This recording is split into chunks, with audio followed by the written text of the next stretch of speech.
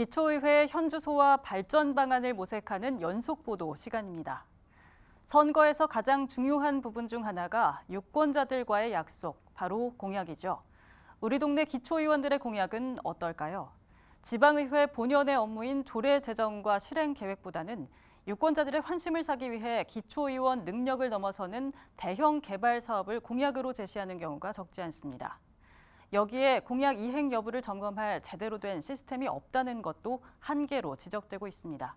먼저 김지영 기자가 보도합니다. 지난 제7회 지방선거에 출마해 당선된 인천 기초의원들의 공보물입니다. 광역 전철사업 추진과 다목적 체육관 조성, 주차타워 건설 같은 지역 개발 공약이 대부분입니다.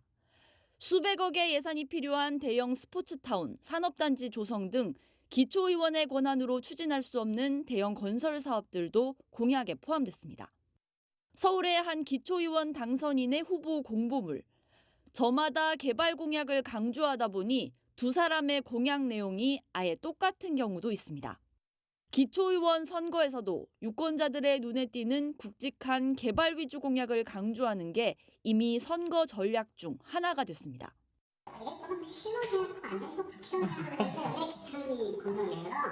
라고 하지만 국회의원들 행정부를 역할할 수 있는 부분이 그게 매우 미흡하더라고요. 선거제에서 하는 거. 주민들이 가장 관심 있는 거를 내놓는 게 정치인이에요. 국회에서 법안을 발의하는 국회의원과 마찬가지로 지방의회에선 기초의원들이 입법부 기능을 합니다. 하지만 대부분 기초의원들의 공약집엔 당선 후 어떤 조례를 만들고 실행할지 여부는 빠져 있습니다. 한국 매니페스토 실천본부 조사에 따르면 민선 7기 전국 지방의원 가운데 조례와 관련된 공약을 낸 의원은 전체의 24%로 4명 중 1명이 채 안 됐습니다. 지방자치에서 지방의원들의 공약은 입법을 중심으로 많이 나와야 되고요. 민원보다는 지역의 어떤 개발 민원보다는 입법적으로 많이 나와야 되고요.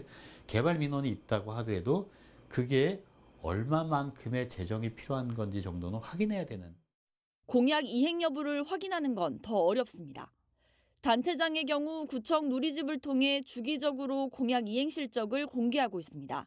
광역의원에겐 자신의 의정활동을 주민들에게 알릴 수 있는 별도의 기회가 주어지지만 기초의원들은 개인 SNS 등으로 알리는 게 전부입니다. 기초의원들 같은 경우에는 의정보고를 할 수 있는 여력도 없고 그다음에 예산이 수반되지 않기 때문에 의정보고를 한다는 거는 정말 자기 자산으로 해야 되는 상황이거든요. 기초의원들이 기본적으로 하는 게 SNS를 통해서 본인의 그 의정활동을 피력은 하지만 그 또한 사실은 많은 주민들이 쉽게 접근할 수 있는 방법이 아니기 때문에 지역 주민의 대의기관 역할을 하는 기초의회 의원들.